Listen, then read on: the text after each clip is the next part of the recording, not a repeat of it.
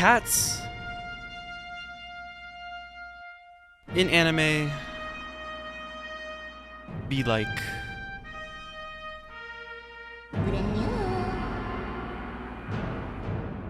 cats are an inseparable part of the anime cuisine, considering that anime intellectuals have proven that anime girls are just cats by reverse engineering the facial proportions. It is an incontestable fact that Felis Catus's invisible paws play a critical role in the medium. But what if I were to tell you that these cats from seemingly random anime, well technically they are random anime, all share a commonality? It's not that they're all cats, it's that they are all referencing the ancient texts. A reference interwoven so deeply in Japanese society, seeing it in anime is as natural as a husbando to his waifu, a duang to a date, a redditor to his OnlyFans, a Discord moderator to his kitten. The spellcaster of the cat reference, whose mystic incantations have seeded the minds of every Japanese generation since his player arc, who was such a G, they rolled out the red carpet with the old Albert Einstein treatment of having his brain pickled in a jar after he despawned, his face plastered over the 1,000 yen bill for 20 years, his wizard lair preserved just the way he had it when he yeeted his last goofy ah, who, if he were alive today, would be quickly known in modern terms as a gamer. Steve Jobs, no. Natsume Soseki. Let me elucidate the creator of the cat reference like a chronically online Gen Alpha iPhone 11 AD kid double perked on Adderall and promotional Mini Cooper Red Bull, writing a fever dream sparks notes, hallucinated term paper double deep fried by internet lingo with a sprinkle of translation notes, putting it back into plain English. Here we go. Natsume Soseki exited the development hatch in 1867, making him the 5th spawn to a level 40 mother and a level 53 father. Their parents were downright shook because for real, they thought for sure they were spawn-proof by this point, but the RNG gods had plans that the haters would sabotage. Having a Todger this late in the game was angst-inducing, since Baby Sensory didn't exist yet and Fall Guys didn't drop, so Natsume's parents did the sensible thing like any sane and sensible couple would do, and transferred admin permissions of him to some rando family. They gave him up for adoption. Our young gloop, Natsume Soseki, feeling like a gray drop in the midst of golden scars, developed the classic gameristic traits of anxiety and depression, with a sprinkle of sigma, that aged like fine wine, and by that I mean it worsened. At level 9, his adopted parents got sussy with each other and divorced, so admin was transferred back to his IRL parents. Like a liminal space, our young gloop vived for 5 years undisturbed, until at level 14, he took a massive L when his mom perma-despawned. She died, for reasons unknown. This lack of information is a typical historical L. His eldest brothers also had their Steam profiles permaset to away in 1887. They died as well, skill issue. But during his middle school arc, our young protag developed his ADHD obsession for books, a little-known prehistoric antiquated equivalent to today's video games, specifically Chinese literature.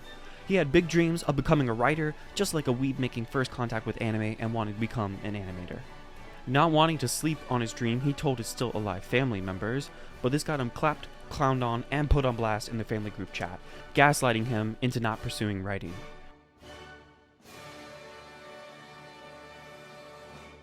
So in 1884, our gaslit young Sheldon entered the Tokyo Daigaku Yobimon, University Preparatory School, during which, as an aside, he started specking in the English skill tree to be cool and mysterious. At the school, he met a real one named Shiki, and they would vibe together for a couple of years, but eventually, Shiki had to drop out cause he failed the math test, because it required that English Riz that Natsume spec'd in earlier. There was a rule in Japanese colleges at the time that required the answers to the math exam to be written in English, the reverse of Asuka in Evangelion, so Shiki flunked out. Anyway, our homeboy Soseki still logged hundreds of hours in the books game cause he got that dog in him. Time skip 4 years, in 1888, Blood entered the first junior high school thinking he wanted to become an architect because, quote, he chose the Department of Architecture thinking he wanted to build a pyramid. But later, he met some free thinkers who encouraged him to start posting on Twitter, get into writing, with, quote, you should rather do the literature. If you study hard, it is not impossible that you can build novels that stand as long as pyramids. So with that mic drop, Soseki, like a fish-eyed anime character about to go sicko mode, swapped classes and entered the English department in 1890. And on the side, he started writing haikus, 17-syllable, 3-line poems about the 4 seasons. He would make about 2,500 haikus over his lifetime, so basically he was a chronic Twitter poster. So back on track, he entered the English department, and like a 9th prestige COD player, he maxed out his English skill tree in a year. But feeling mystical and slightly whimsical, he went to grad school for a bit and taught part-time, earning enough V-Bucks to pay for his chronic book obsession. Later, in 1895, he started teaching at middle school, but realized teaching at middle school was something he needed to sleep on. So he yeeted out of that position and started teaching high school. But feeling lonely, he went on the antiquated form of Tinder, a photo exchange blind date, and started swiping and matched with a girl with crooked teeth and balding spots. He said this, not me, named Nakane Kyoko. Apparently, when she saw Blood's picture during the photo exchange, she cried out, "He's the one!" implying Natsume had incredible riz despite his stigmatisms. Tying the knot and becoming bricked up, they were happily married together. According to his wife, Natsume posted the best tweets of his life, haikus of his life, while doing the 9-to-5 teacher routine at high school. But everything changed in 1900, when the Japanese government peeped his achievement history and was like, "Hey, yo!" Dabbed the man up with the Fortnite V-Bucks scholarship to study in England as Japan's first Japanese English literary scholar. And by awarded scholarship, I mean the Japanese government ordered him to study in Britain for 2 years with a government stipend. Since the Chad maxed out his English skill tree, this was a no-brainer, and also compulsory. So, in an incredible, bizarre, and 50-day adventure by land and sea, our now 33-year-old middle-aged protagonist finally dropped in London. But before we continue, ladies and gentlemen, Bloods and Crips, manhwas and mangas, we are now entering our homeboy's darkest We Live in a Society arc. An arc that left him with deep, long-lasting psychological scars. Because after this arc, his canon event, his stint in London, he would go back to Japan, never to be the same again. Putting the capital G in gamer. He would beat his wife. You see, our middle-aged Sheldon had high hopes for this bizarre adventure, thinking he would study at the ninja Fortnite school and learn to catch those Vic Royales just like the greats before him. But instead, he had to settle for the off-brand 5 nights at PUBG Battle Royale bootcamp option because he lacked the funds from his government V-Bucks stipend. Perhaps the feelings of homesickness, playing with high ping on the EU servers, being treated as a lesser being, this is 1900s London, also having to live in London, kind of being forced by the government to do this, being poor, spending his spare money on books making him more poor. Perhaps all of these problems combined, he mentally hit rock bottom. Among English gentlemen, I lived in misery, like a poor dog that had strayed among a pack of wolves. He stopped going to classes, eventually shutting himself in his tiny London room, buried in mountains of books. Having no intellectual equals to talk to, he was like a gamer in VC, but with a broken mic. Non-verbal and left to his own thoughts, he spent his day theorizing on the definition of literature, writing notes in tiny font the size of a fly's head. Basically, he spent so much time pondering the orb started pondering back. Of the few Londoners he did let slide into his DMs not feared, they kinda knew, he was going schizo-posting neurotic. According to Natsume's memoirs, he wrote, "The British people told me I was suffering from a nervous breakdown. I heard that some Japanese person also studying in London sent a letter to Japan telling people I had gone mad. After I came back, I was still treated as the mad person who had a nervous breakdown. Even my relatives seemed to acknowledge this. As my relatives admitted my madness, I realized I could not convince people of my soundness." This is exactly what a schizo would say. But also, during our protag's time in London, things back home weren't so hot either. Soseki's wife was struggling to make ends meet between her and the 2 young loops they spawned in on that government V-Bucks stipend. Kyoko's father, Juichi Nakane, who used to spot them with the greenbacks here and there, resigned from his government position to try and fumble the bag in the private sector. So money was tight, and that exacerbated their worries. This story arc lasted for 2 years, which makes sense why Natsume Soseki went depresso expresso. Soseki also received his final DM from his old college friend Shiki in London, who failed that math test, asking for one last update status on his adventures over there, since, at the time, he was at the end of his life from spinal caries. They all pressed F to pay respects for him on September 19th, 1902 at level 35. Natsume Soseki, in mental anguish, left London in December 1902. Now back home, his sad boy arc was keenly felt by his wife. According to the book titled My Husband Natsume Soseki, Nakane Kyoko, who said right when he came back from London was when his mental health was at its worst. He had bad nerves, where he would suddenly and abruptly become grumpy. From the rainy season, he rapidly became crazy, and since July of 1903, he had become all the more so. At night, unable to see any reason for it, he suddenly lost his temper and threw his pillow or anything he touched at random, saying that when the children cried, he got upset, and sometimes, not knowing what he was doing, he got mad and took his frustration out on anything around him. The eldest daughter of Soseki said she caught glimpses of Kyoko being dragged around by her hair during some of Natsume's outbursts. Kyoko endured this. She was determined not to pull the plug on their marriage and took these instances of him as being a patient with a mental illness who hasn't touched grass in a hot minute. According to her, Natsume's bipolar neuroticisms lasted from June 1903 to May 1904.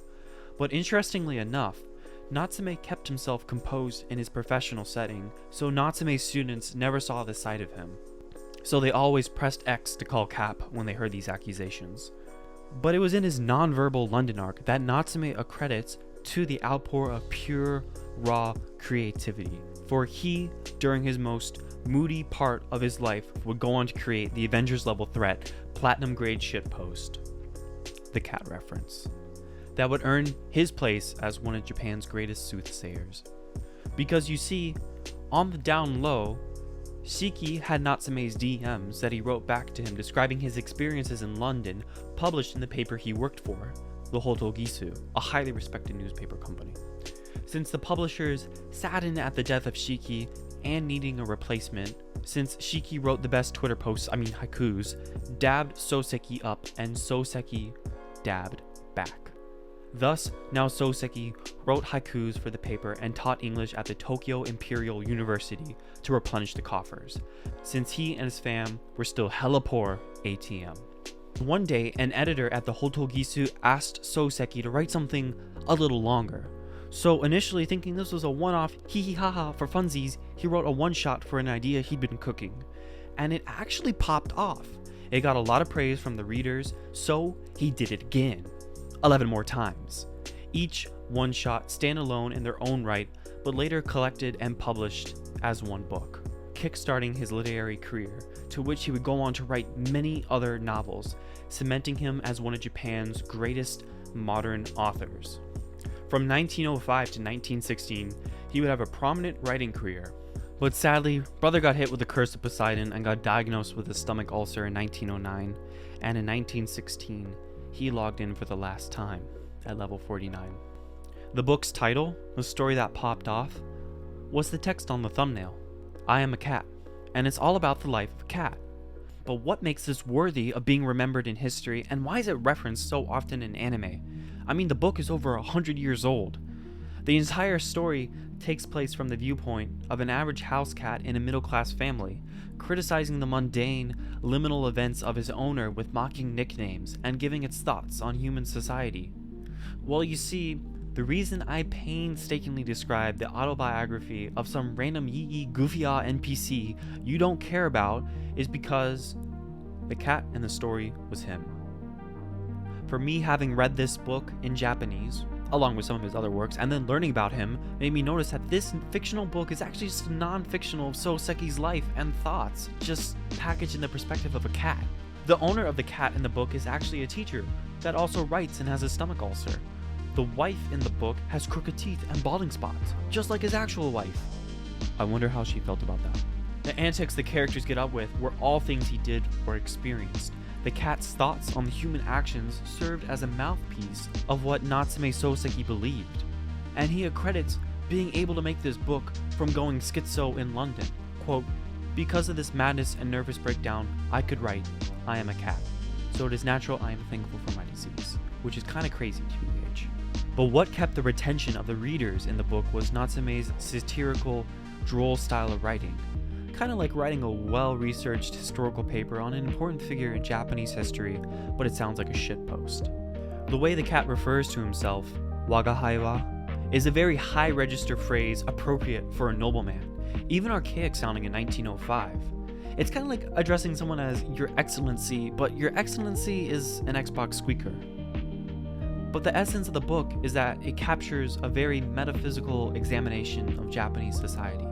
The cat's harsh, judgmental view being the self-introspection of Natsume Soseki. The book's masterful writing style meant that by the mid-20th century, it became one of the most frequently assigned books to read in the Japanese education system. And hearing from my Japanese teachers and Japanese exchange students, they are often made to memorize the first paragraph or first line of the book, which goes like this. Wagahai wa neko de aru, namae wa mada nai. I am a cat, yet to have a name. Culturally to Japan, this book is like the Romeo and Juliet to us, and Natsume Soseki is like Shakespeare. The archaic form of Japanese used by the cat became associated and is now inseparable to the book. And since becoming a standard reading assignment to almost every Japanese kid, it has entered the background psyche of Japanese culture, where having an anthropomorphized talking animal in a work feels natural to make them high and haughty, and the archaic phrase wagahai wa, long dead in modern Japanese, survives in regular use in fiction, all because of this book. Bowser from Mario in the Japanese audio addresses himself as wagahai wa.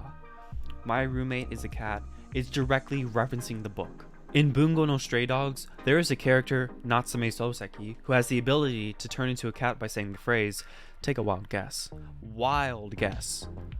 Wagahai wa neko de aru. In The Great Ace Attorney, you defend the nervous and paranoid Natsume Soseki, accompanied by his pet calico cat, Wagahai, for the attempted murder of someone in London. In Persona 5, Morgana states he came from Mementos, which in the game is canonically the incarnation of the collective unconscious of Japan, stating something along the lines of, this is how people imagine a cat, since he addresses himself as Wagahai and talks in an arrogant way, just like the cat from the book. More recently, there's an anime this season called The Masterful Cat is Depressed Again Today, where, you guessed it, the cat says the funny line, Wagahai wa neko de aru, and talks in the funny old Japanese, just like the feline from the ancient tome.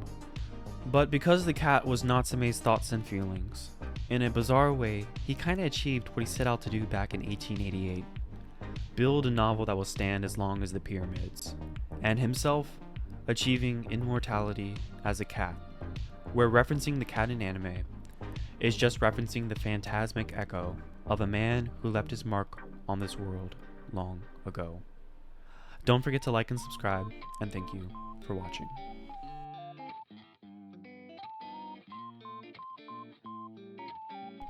Hey, thanks for making it this part of the video. I just wanted to say that video essays take a really long time to make, so for real, to prevent burnout, for every one video essay I make, I will make 1 to 2 random videos on my other hobbies, so please understand with that. So if you think I am worthy of your coin, then consider dabbing me up in my Patreon. Thank you, and bye-bye.